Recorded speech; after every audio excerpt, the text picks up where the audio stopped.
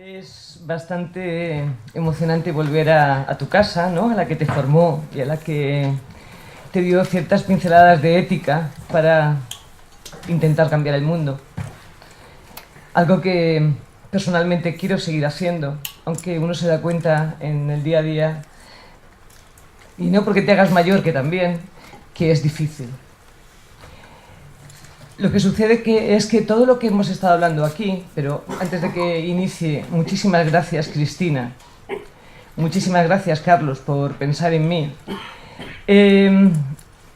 Y un placer estar no solamente con mi pareja aquí, sino también con uno de mis profes y yo creo que mi primer jefe, porque me quedé trabajando unos meses con él en la universidad, o sea que estoy casi como en casa.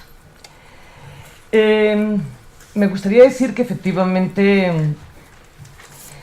dirijo ahora mismo la Sociedad Española de Ornitología, que es la organización conservacionista y científica, ambas cosas a la vez, decana en esta difícil ruta migratoria, ya que trabajamos con aves, de conservar la biodiversidad o de poner encima de la mesa que la biodiversidad era necesaria. Estamos a punto de cumplir 65 años y, por desgracia, y porque hemos fracasado en el empeño, no nos podemos jubilar. Porque realmente lo que se ha estado diciendo por parte de todos los ponentes, que la verdad es que me queda poco que añadir, intentaré sintetizar y decir cómo lo he vivido a la hora de conseguir que ciertas políticas nos ayudaran en todo esto. Pues sí me gustaría decir que a veces, y muchísimas veces, gracias Carlos por toda tu presentación, y porque es verdad que hace falta muchísima ciencia que permita darnos la llave, pero en este momento mi sensación es que nos sobra conocimiento. Y que muchísimas veces lo que hay que aplicar es sentido común. Y que la sostenibilidad no es nada más ni nada menos que sentido común para que todos estemos mejor. Pero desgraciadamente, cuando decimos que el planeta está enfermo y que realmente el cambio climático y la pérdida de biodiversidad son los dos grandes retos no ambientales, los sociales, y ni siquiera retos, son los riesgos que tenemos como sociedad y que nos van a hacer poner todo patas arriba, pues a pesar de que tenemos todo ese conocimiento, pues la verdad es que no hemos avanzado mucho. Como sois muy jóvenes, muchos de los que estáis aquí, sí me gustaría decir que, por favor, decirle a vuestro primo, a vuestro vecino, a toda la gente que el grito social del siglo XXI tiene que ser el ni un grado más, ni una especie menos. Eso es de verdad lo que necesitamos para que realmente esa sostenibilidad del planeta nos permita sostenernos a nosotros. Y es verdad que sabemos ya muchísimas cosas. Sabemos que nuestra salud o nuestro bienestar dependen de la naturaleza. Es algo que lo han dicho muchísimos autores, científicos, desde el aspecto biológico al aspecto sociológico. Y es cierto que dependemos de ella. Pero más allá del informe del Planeta Vivo, un gran informe que pone a los políticos la información para que se sepa que estamos perdiendo especies a un ritmo acelerado, porque lo único que se ha confundido la ciencia es en los tiempos. Todo lo que decían que iba a pasar está pasando, pero está pasando mucho más rápido, con lo cual ni siquiera al mundo político yo creo que le va a dar tiempo a adaptarse a todo esto. Pero bueno, lo que quería decir es que efectivamente estamos perdiendo especies a un ritmo alarmante.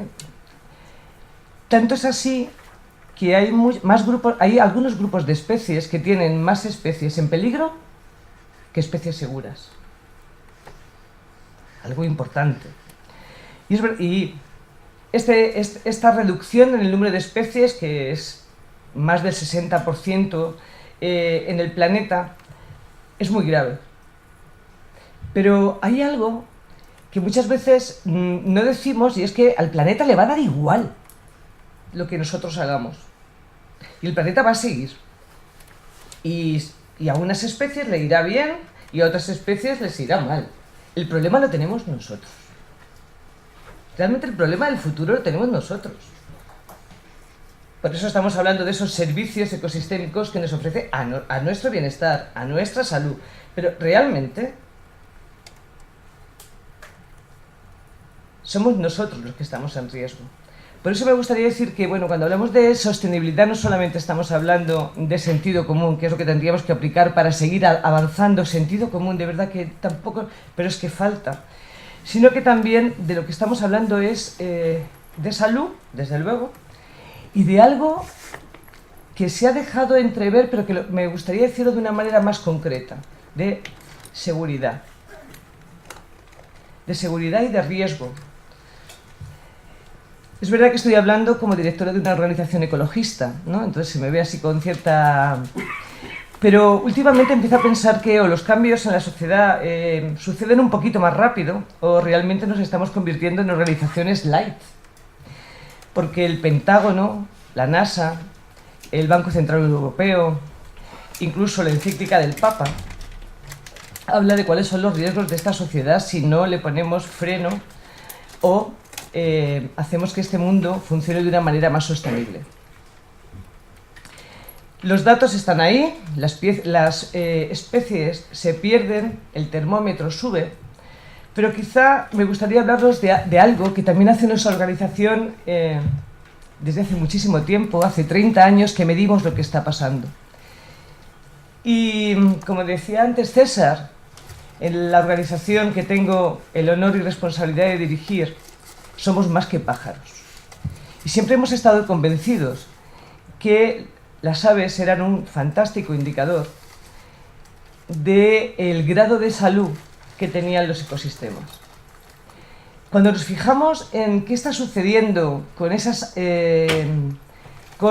las aves que habitan en los distintos medios que además analizamos con ciencia ciudadana, algo que realmente es muy poderoso y que llevamos en algunos casos programas de seguimiento que tienen más de 30 años.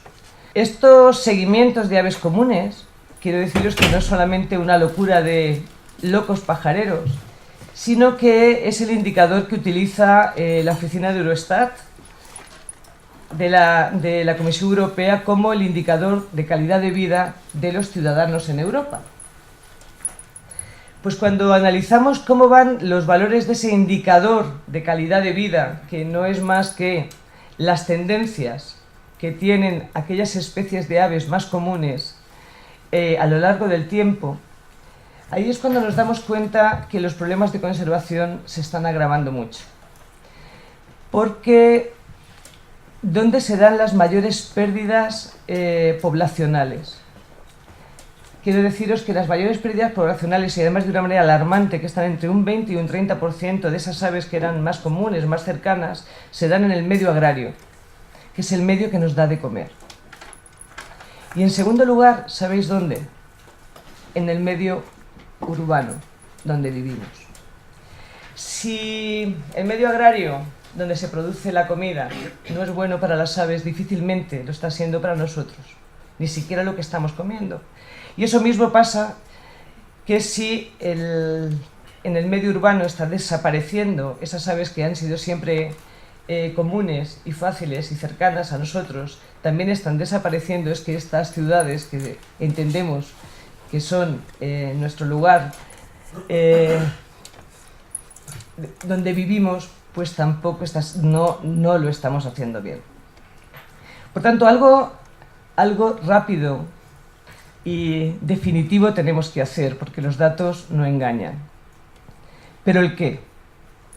Y ahí es donde creo que nos estamos haciendo trampas al solitario. Información hay, sabemos que necesitamos de la naturaleza, sabemos que los medios que nos dan de comer y donde vivimos van en picado. Y esto no solamente lo sabemos nosotros, lo saben nuestros poderes públicos, lo saben nuestros convenios internacionales, y aquí es donde me gustaría voy a hacer un paréntesis. Hace ya más de un cuarto de siglo, en el año 1992, cuando yo casi acababa de terminar, bueno, no, había terminado unos cuantos años antes, en Río se dijo, bueno, aquí hay que hacer algo. Se está perdiendo biodiversidad, realmente estamos poniendo en una situación de riesgo a las especies y a la salud de la humanidad, con lo cual tenemos que empezar a hacer algo. Quiero deciros que desde entonces hasta ahora se puso un primer plazo de ponerle freno a la pérdida de biodiversidad en el año de 2010 y se fracasó estrepitosamente. Y entonces aplazamos y nos pusimos un nuevo plazo en el 2020. También vamos a fracasar. El ritmo de pérdida de biodiversidad es alarmante. Y ya se está pensando, como estamos en el 18, que en el 20 lo que vamos a hacer a nivel internacional es firmar un gran acuerdo como el Acuerdo de París, donde todas las naciones se vinculen en favor de detener la pérdida de biodiversidad. Con esto quiero decir que todo lo que hemos estado haciendo desde las organizaciones conservacionistas, desde la ciencia, los altos paneles como el IPCC o el IPBES, el IPCC, que es el que analiza los efectos del cambio climático, el IPBES, que es el organismo paralelo que analiza la pérdida de biodiversidad, datos hay. Pero entonces, ¿qué es lo que está pasando? ¿Por qué realmente, si estamos en una situación donde las sociedades son modernas y avanzan y han detectado el problema hace más de un cuarto de siglo, ¿por qué no está pasando nada? Pues tenemos que poner al sistema económico patas arriba. Y me gustaría daros un detalle de qué pasó también en 1992. En 1992 aplaudíamos los conservacionistas y los ecologistas porque se había celebrado Río. Pero nos pasó inadvertido que también en el año 1992 se celebró en Marrakech una reunión que se llevaría la agenda ambiental y social por delante. En 1992 en Marrakech se creó la OMC, la Organización Mundial del Comercio, y ahí es cuando de verdad se empezó a desequilibrar completamente los mercados, la balanza y todo el modelo económico. Se lo decía antes a Yayo, ya yo lo ha comentado, el cambio global requiere un cambio global por nuestra parte, pero para salvarnos nosotros.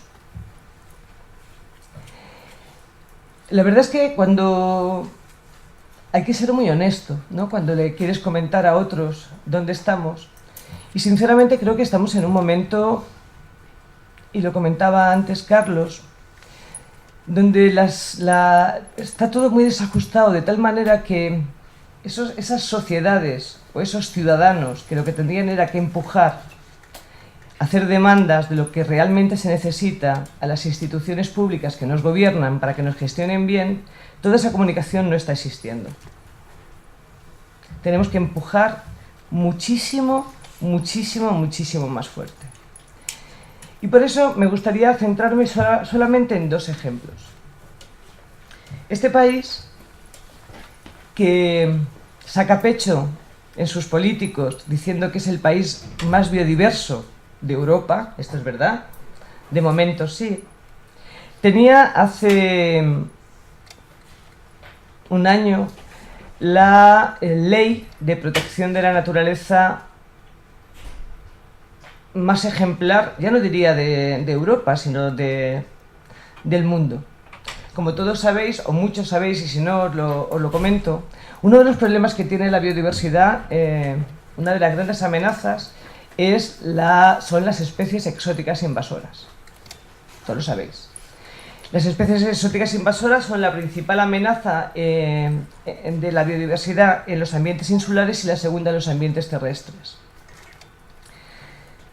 Pues sorprendentemente, y a pesar de que los gobiernos saben todo esto, ¿Qué ha sucedido realmente cuando un lobby, por intereses económicos y porque se querían seguir pescando, cazando determinadas especies, qué ha sucedido con esa ley? Que ese pequeño lobby ha conseguido no solamente que no se cumpla una ley que ya estaba aprobada, sino que se cambie una ley.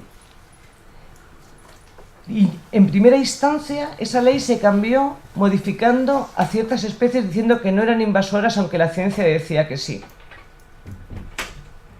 Increíble. Eso se consiguió. Una vez que se había conseguido decir en contra de la ciencia que había ciertas especies invasoras que, como tenían intereses económicos, no podían aparecer en ese listado para que se pudieran seguir comercializando, se sacaran de la lista, pues entonces, por ejemplo, ¿qué hicimos las organizaciones ecologistas? Denunciamos nuestra cara menos amable. Los tribunales nos dieron la razón. Y como estamos en un sistema democrático, realmente, y donde los poderes son independientes, pues dijimos, bueno, hemos conseguido algo. Aunque un lobby político, o sea, un lobby económico, pretende cambiar una ley para desproteger a la naturaleza, nosotros como organizaciones conservacionistas denunciamos, ganamos y paralizamos todo eso. Pues ¿qué sucedió? Sucedió algo que cuestiona un poco a veces nuestro sistema democrático o de la calidad democrática. Sucedió que no solo no lo hemos conseguido, sino que en campaña electoral, y no hablo de partidos políticos, yo hablo del valor que se le da en la sociedad al medio ambiente, se anunció que se anunció a este lobby que le prometían cambiar la ley para sortear una sentencia del Tribunal Supremo y que ellos pudieran seguir ejerciendo su actividad. Mirad, es muy delicado, pero entonces, ¿de verdad nos importa el medio ambiente? Por eso quiero decir que a veces cuando hablamos de corrupción, en términos globales, siempre pensamos en esa corrupción monetaria, en quién se lleva dinero del bolsillo de otro y demás. Y me gustaría decir que en este momento, y dada la salud del planeta, la mayor expresión de la corrupción es el expolio de nuestros recursos naturales, porque realmente lo que está hipotecando es el futuro de nuestros hijos y de las siguientes generaciones. Necesitamos ser muchísimos más los que reclamemos y demandemos a las instituciones que tienen que velar por el bien común esa sostenibilidad del planeta. Por eso, antes cuando escuchaba, por ejemplo, a Yayo o escuchaba a Iva hablar de las primaveras silenciosas, me cuestionaba si realmente, ante este cambio global, lo que tendríamos que intentar es coincidir en ese cuidado que es absolutamente necesario, conciliar para realmente conservarnos a nosotros mismos. Estamos realmente en un riesgo, pero estamos en riesgo nosotros.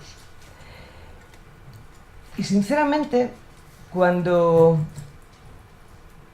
intentas ver si todo esto que se está manejando ahora mismo a nivel internacional, ¿no?, como es el aplazamiento hasta el año 2020 de firmar, igual que el Acuerdo de París, un acuerdo para detener la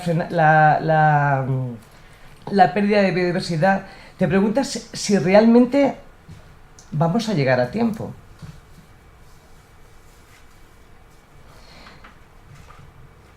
creo que tenemos que actuar. Y tenemos que actuar muchísimo, muchísimo antes. Y además considero, después de tanto tiempo trabajando en despachos y en el campo, con la gente, considero que en este momento el tamaño importa.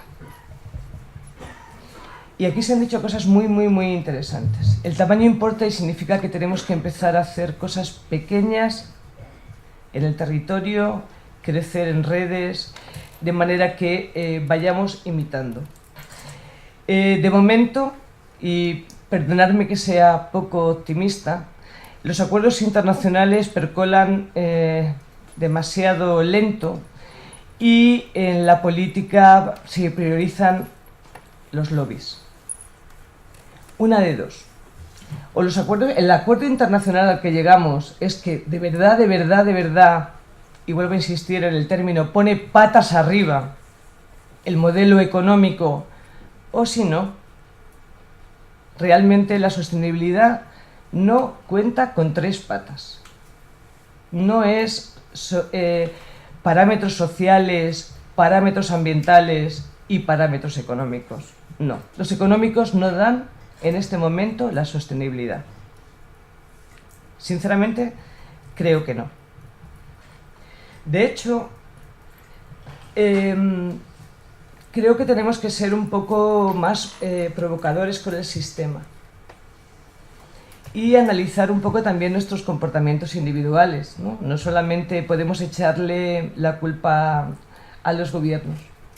Ayer mismo estaba en el evento de clausura del CONAMA, del Congreso de Medio Ambiente, y unos niños habían hecho un test a todos los congresistas.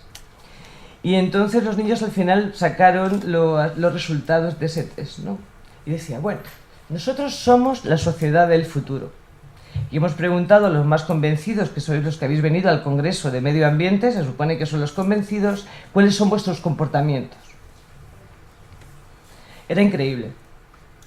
El 80%, por supuesto, iba en automóvil, el 70% comía carne todos los días, o sea, los valores eran imposibles de sostener. Yo creo que el tamaño importa en cómo repliquemos el modelo, y el tamaño importa también sabiendo que el crecimiento no puede avanzar a este ritmo más. Yo creo que antes ya yo lo comentaba, lo explicaba muy bien, los límites son los que son, con lo cual seguramente que ni todos podamos tener un móvil, ni todos podamos tener un chalet en la sierra, y lo que tenemos que de verdad es hablarle claro a las siguientes generaciones y nosotros mismos si no estamos empujando más para que el planeta esté saludable, porque es que nosotros mismos no queremos cambiar. Y estas preguntas me las hago muy a menudo, porque cuando ves a la gente manifestarse en la calle, ves que piden más dinero para sus pensiones. Cosa que me parece, vamos, faltaría, claro que sí. Ves a gente luchando por los derechos de género. Faltaría, claro que sí. Faltaría, claro que sí. Pero no hemos visto grandes manifestaciones por el cambio climático. No. Ni por la pérdida de biodiversidad. Y lo hemos intentado. Y sinceramente, son estos dos factores clave los que van a ser determinantes a la hora de que nosotros supervivamos. Y luego también me gustaría decir que, claro, al final analizamos y ahora vamos a hacer la ciencia de la sostenibilidad. Hombre, yo creo que hay cosas que de verdad están realmente claras. Pero no tenemos que permitir como sociedad que nos sigan haciendo trampas al solitario. Y en eso estamos muy callados.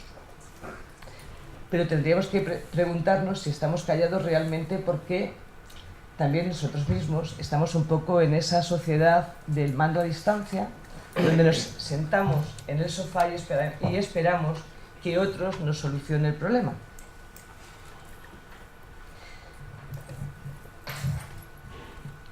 En confianza os diré que no creo que a mí me dé tiempo a arreglar nada. aunque voy a seguir luchando como la que más. Soy bastante peleona